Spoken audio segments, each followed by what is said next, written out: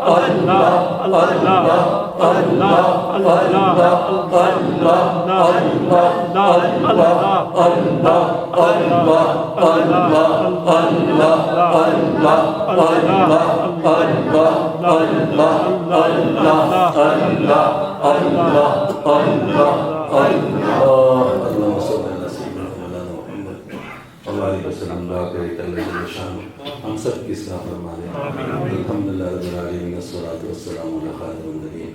اللهم اهدنا الصراط المستقیم صراط الذین انعمت علیہم غیر المغضوب علیہم ولا الضالین. اللهم اهدنا الصراط المستقیم صراط الذین انعمت علیہم غیر المغضوب علیہم ولا الضالین. اللهم اهدنا الصراط المستقیم صراط الذین انعمت علیہم غیر المغضوب علیہم ولا الضالین. یا مقلب القلوب ثبت قلوبنا على دينك يا مصرف القلوب ثبت قلوبنا على طاعتك يا حي يا قيوم برحمتك نستغيث واصلح لنا شأننا كله ولا تكلنا إلى أنفسنا طرفة عين. اللهم زدنا ولا تنقصنا واكرمنا ولا تهنا وآتنا ولا تحرمنا واسرنا ولا توسر علينا وارضنا وارض عنا.